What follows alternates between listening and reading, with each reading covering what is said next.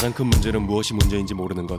당신의 문제를 해결하는 방송, 문제적 보험. 당신의 문제를 해결하는 방송 문제적 보험 이진호 본부장입니다. 자, 이번에는 5세대 실손보험 두 번째 시간이죠. 주요 질문 예상 사항들을 정리해서 문답식으로 안내를 해드리도록 하겠습니다. 자, 5세대에서는 비필수적인 과잉 의료 방지 등으로 인해서 비중증 비급여에 대한 보장을 축소시키는 거죠. 자, 그렇게 되면은 동일한 치료를 했을 때 실손보험금 수령액은 당연히 낮아질 수 있습니다.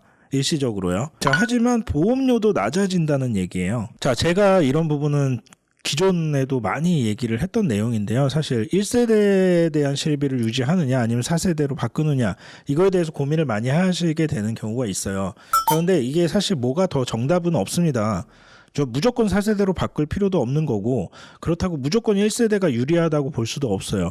결국에 중요한 거는 가입자가 내고 있는 보험료와 내가 받는 보험금의 비교거든요. 자, 보험료는 많이 내고 있는데 의료량은 많지 않아서 받는 보험금이 없다. 이런 분들한테는 당장 비싼 보험료를 계속 지출을 하고 있는 게 부담이 될 수 있겠죠. 자, 또는 나는 비급여 의료비를 굉장히 많이 사용을 하고 있기 때문에 5세대로 바꾸면 손해다 이렇게 생각을 하고 있습니다. 그런 분들은 기존 거로 유지를 하시면 돼요. 아무도 강요하지 않습니다. 자, 다만 이게 나한테 어떤 게 더 합리적이고 유리한지 그거를 파악을 하시는 게 중요하다 이거예요. 자, 다만 실손보험 가입자 65%가 보험금 수령 없이 보험료만 납부하고 있다는 거예요. 그리고 수령을 많이 하는 사람 상위 10%에게 전체 보험금의 74%가 보험금이 쏠리고 있다 이렇게 볼 수 있죠. 자, 그리고 이런 비필수적인 치료에 대해서 보장 범위를 축소한 이런 5세대 실손보험을 통해서 의료시장의 가격 기능이 복원될 경우에, 그러니까 지금처럼 뭐 무분별하게 보험 사기며 도수치료를 무분별하게 권장을 한다든지 이런 부분들이 사라지고 거품이 빠지면 당연히 시장 경제에 따라서 의료 비용의 수준도 합리적으로 조정이 되겠죠. 그리고 장기적으로 소비자의 의료비 부담이 경감될 거다라는 기대를 하고 있다. 어떻게 보면은 실손보험 청구에 가장 민감한 부분이기도 합니다. 자, 대표적으로 누수의 보험금 누수의 원인이 되는 그런 부분이죠. 자, 그동안 많은 여러 가지 금감원에서 노력을 했지만 이게 해결이 되지는 않았어요. 그래서 결국은 근본적으로 보상에서 제외를 하게 됐다. 자, 어쩔 수 없는 것 같습니다. 뭐 이제는 가입자들도 간혹 이제 온라인상에서 그런 얘기를 해요. 가입자들의 도덕적 해이가 지금 실손보험을 망친 주된 원인이다라고 보는 의견들도 많이 나오고 있습니다. 과거에는 이런 얘기가 많이 없었거든요. 자, 하지만 꼭 필요한 의료비 그리고 중증 질환에 대해서는 기존처럼 동일하게 유지를 하면서 오히려 더 두텁게 보장을 해주는 쪽으로 노력을 하고 있다. 이렇게 받아들여야 될 것 같아요. 지금 제가 얘기했듯이 보험료가 비싸요. 1, 2세대 상품이. 대신에 보장이 넓고 자기 부담금이 적은 거는 맞습니다. 그건 팩트예요. 근데 이런 특징 때문에 일반적인 소비자, 무조건 일반적인 소비자한테 유리하다고 볼 수가 없어요. 좀 전에도 얘기했는데 다시 나오고 있죠. 대부분 65%의 가입자는 이런 보험금 수령 없이 보험료만 납부를 하고 있다는 거예요. 그리고 일부 상위 10%에게 전체 보험금의 74%가 지급된다. 이거는 일부의 가입자가 비급여 의료비에 대한 부분에 보험금을 다 지급받고 있다라고 우리가 생각을 할 수 있어요. 자, 그러면 이 일반적인 소비자 65% 이런 분들한테는 1, 2세대가 유리하지 않다라고 생각을 할 수 있는 거죠. 자, 예를 들어서 1, 2세대의 이런 범위가 넓은 보장 구조가 과잉 의료 이용을 계속 유발을 시키고 있었기 때문에 의료 이용량이 적은 소비자한테는 불리하고 불만이 될 수 있어요. 자, 따라서 이런 필수적이지 않은 치료에 대해서 의료량이 적은 사람들 그리고 지금 현재 과거의 보험료에 부담을 느끼는 사람이라면 5세대는 굉장히 좋은 선택지가 될 거다. 자, 보험사에서 손해볼 짓을 하겠냐, 본인들한테 이득이 되는 거를 전환하라고 그렇게 얘기를 하겠냐, 뭐 이런 편견들 되게 많습니다, 사실. 자, 하지만 이거는 누가 이익을 보고 손해를 보고 하는 구조가 아니에요. 자, 보험에서는 수지상등의 원칙이라는 게 있습니다. 걷어들인 보험료는 다 보험금으로 가입자한테 되돌아가야 돼요. 걷어들인 보험료보다 지출된 보험금이 많으면 우리가 손해율이 상승했다라고 표현을 합니다. 그럼 보험료가 올라가게 되고요. 반대로 걷어들인 보험료보다 지급된 보험금이 낮다. 그러면 손해율이 하락을 했다. 그만큼 다시 보험료는 낮아집니다. 자, 단순히 가입자가 낸 보험료 그리고 그 사람한테 보험금을 덜 주면 보험회사가 이득이 되고, 자, 이런 구조가 아니에요. 단순히 보험료와 보험금의 차익으로 수익을 내는 그런 구조가 아니라는 걸 알고 계셔야 됩니다. 자, 그래서 보험금 지급이 줄어들면 보험료도 인하가 돼요. 자, 그럼 보험사 이득이 늘어나지가 않습니다. 자, 만약에 보험사의 이익을 위한 거라면 이런 제도 개선이 아니라 그냥 손해율만큼 다 보험료를 인상시키는 게 보험사를 위한 방법이라고 봐야 된다는 거죠. 자, 그래서 지금 같은 경우는 실손보험의 인상률을 1년에 25%로 제한을 하고 있습니다. 아무리 손해율이 많이 나도 25% 이상 갱신보험료가 올라갈 수가 없어요. 따라서 보험사는 지속적으로 마이너스 손해가 나고 있는 상황입니다. 실손보험에 한해서는요. 관리급여로 만약에 도수치료가 선정이 되게 되면은 건강보험에서 95%의 본인 부담금이 적용되는 급여 항목으로 편입이 됩니다.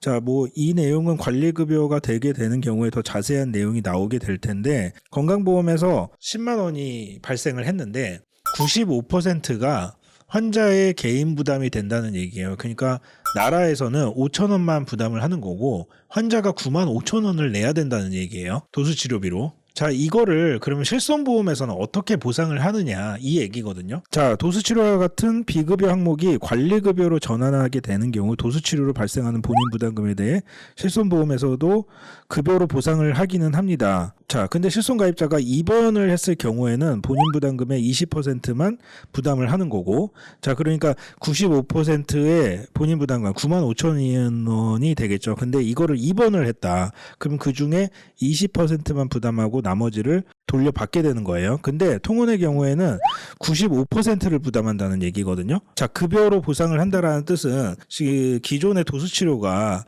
비급여였는데 관리급여가 되기 때문에 급여로 취급을 한다라는 얘기인 것 뿐이지 비급여로 보상을 안 한다라는 뜻이거든요. 기존에는 뭐 3대 비급여 특약도 있고 실손보험에서 급여 비급여로 보상 기준이 나누게 됐잖아요. 자, 그거를 이제 급여로 취급을 한다라는 얘기고, 입원을 했을 경우에는 입원 의료비의 자기부담금 20%만 부담을 시키겠다는 거고, 통원은 같은 급여지만 이 지금 보장 구조가 제한적으로 들어가게 될 거예요. 관리급여의 특성이 단순히 이게 급여 비급여의 문제가 아니라 과잉 의료비를 억제하려고 하는 특이한 케이스 중에 하나거든요. 자, 그래서 통원으로 도수치료를 하게 되면 10만 원 중에 5천 원을 공단에서 부담하고 95%인 9만 5천 원을 환자가 부담하는데, 이걸 통원으로 청구를 하게 되면 95% 전에 실손에서는 보상이 안 되게 된다라고 생각을 해야 됩니다. 자, 건강보험 관리 체계에 나와 있는데 여기 관리급여가 나와 있죠. 중간에 95%의 자기부담률이 설정이 된다. 자, 제가 볼 때는 그럼에도 입원을 해서 도수치료를 하는 경우에는 20%의 자기부담금만 설정을 하겠다라고 말을 하는 것 같아요. 자, 6개월 이내에 전환을 철회를 하고 그 기간 동안에 무사고 시에 전환 전 계약으로 복귀할 수 있다. 사고가 발생을 하지 않아야 된다는 얘기예요. 다만 이제 철회 신청일이 전환 청약일로부터 3개월 이내에, 그러니까 전환하고 나서 3개월 이내에 철회를 한다. 이 경우에는 보험금 지급 사유가 발생을 했더라도 가능하다. 자, 이런 경우에는 근데 계약 전환한 후의 계약과 전환 전의 계약의 보험료 차액을 정산을 해야 되는 게 필요하고요. 전환 이후에 발생한 사고에 대해서는 전환 전 계약에서 보상을 하는 걸로 이제 적용이 된다. 자, 재가입 조건이 없는 제가 방금 얘기했던 초기 실손 가입자들이에요. 1세대 또는 2세대 1차. 이 중에서 불필요한 보장을 제외해버리는 거고 보험료를 할인을 받게 되는 겁니다. 선택지를 제공하는 거예요. 내가 만약에 도수치료랑 비급여 주사제를 빼겠다. 그러면 그거를 보상을 못 받게 되는 거고 보험료는 그만큼 할인이 되는 거고요. 또는 비급여 MRI, MRA에 대한 부분만 빼겠다. 그만큼 할인이 되는 거고요. 세 번째, 본 광고는 손해보험 광고 심의 기준을 준수하였으며 유효기간은 심의일로부터 1년입니다. 그런 건 아니고 나는 자기부담금을 20%를 적용을 하겠다. 또 그만큼 할인이 돼요. 또는 지금 말했던 1, 2, 3번을 모두 다 설정을 할 수도 있어요. 이 중에 고를 수도 있고요. 자, 그래서 예전 실비 가입자 중에 고액의 보험료가 부담이 되는 분들에게 이 본인의 의료량에 따라서 그리고 본인의 취향에 따라서 이거를 감안해서 선택을 하면 될 거라고 생각을 합니다. 연간 보험료의 납입액을 한번 생각을 해보셔야 될 것 같아요. 지금 현재는 근데 1세대 60대 같은 경우에 연 216만 원을 납입을 하게 됩니다. 이건 실손 의료보험료만 얘기하는 거예요. 다른 보험이 아니라. 자, 그러면 월 20만 원씩 정도에 대한 보험료를 내고 있는 거죠.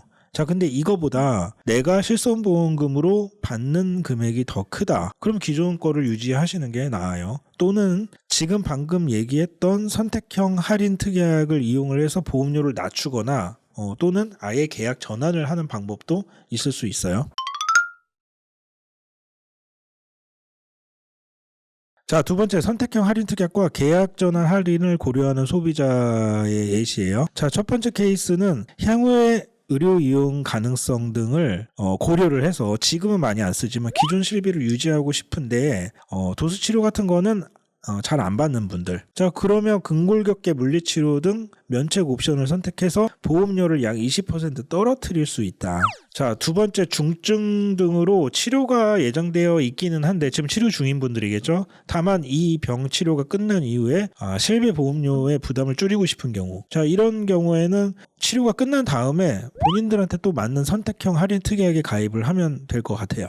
자, 세 번째는 이제 젊은 분들인데 향후에 비중증, 비급여 등의 의료 이용이 많이 예상되지는 않고 그냥 보험료 부담을 크게 줄이고 싶은 경우에 이런 분들은 5세대로 전환을 하면 좋을 것 같아요. 자, 1세대 40대 남성의 보험료가 한 7, 8만 원 정도 나간다는 얘기예요. 연 84만 원 정도. 자, 이런 부분을 고려했을 때 내가 내고 있는 보험료와 앞으로의 예상 이런 부분들도 생각을 해야 되기 때문에 지금 내는 보험료가 훨씬 더 클 가능성이 높겠죠. 자, 여기 표에 보면 현재 월 보험료 1세대, 2세대 예시는 60대 여성이에요. 1세대 같은 경우는 17만 원 정도, 2세대는 지금 12만 원 정도를 납입을 하는 걸로 나와 있습니다. 지금 현재 기준에 실비 보험료예요. 자, 근데 이런 분들이 1세대 같은 경우에 만약에 선택형 특약을 전부 가입할 경우에 보험료는 10만 원 정도로 한 40% 정도 떨어지게 되는 거예요.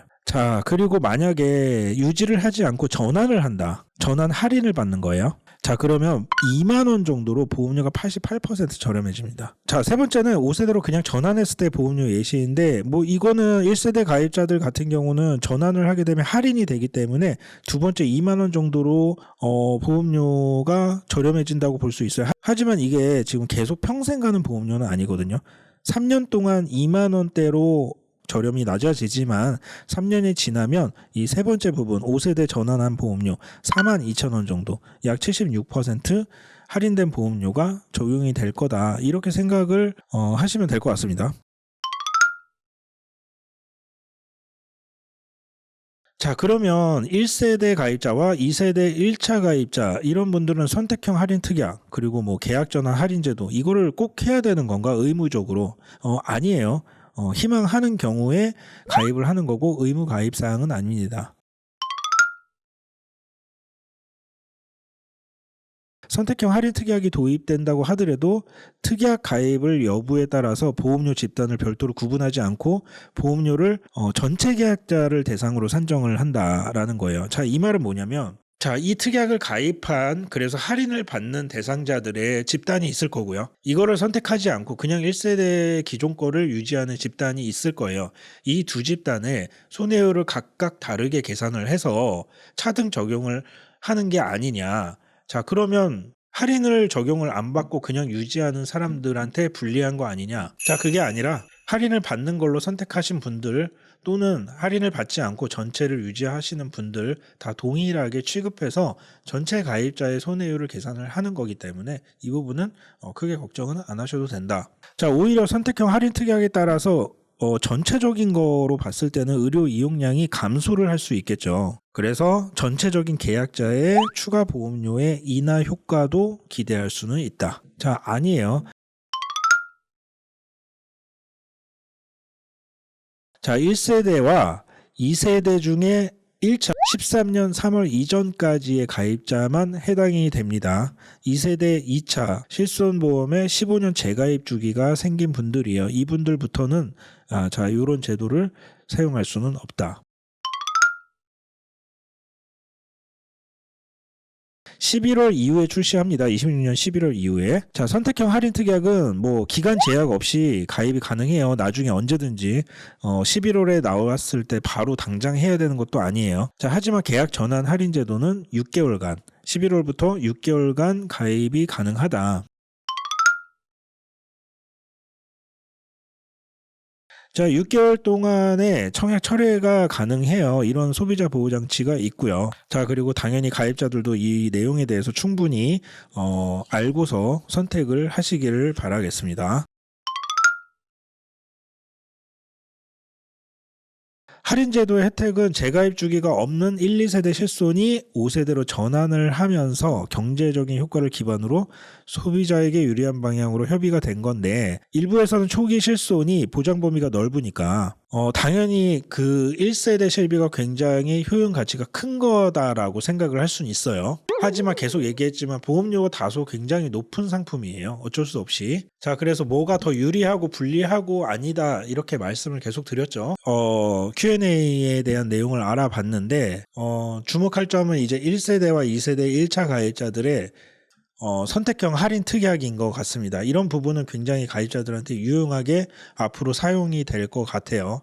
자, 오늘 5세대 실손보험이 발표가 돼서 이제 주요 내용을 알아보고 Q&A도 가져봤는데요. 자, 가입하시는 분들은 5세대 혹은 전환 혹은 기존 거를 유지하거나, 자, 다 본인들의 선택이지만 내용이 어떤지 정확하게 점검을 하고 어떻게 변화되는지를 알고 나서 그 다음에 나에게 어떤 게 더 적합할지를 신중하게 판단하는 시간이 되시길 바라겠고요. 이와 관련해서 궁금하신 사항이 있으신 분들은 연락 주시면 자세한 상담이 가능합니다. 자, 저는 다음 시간에 더 좋은 내용으로 찾아뵙도록 하겠습니다. 감사합니다. 본 광고는 손해보험 광고 심의 기준을 준수하였으며 유효기간은 심의일로부터 1년입니다.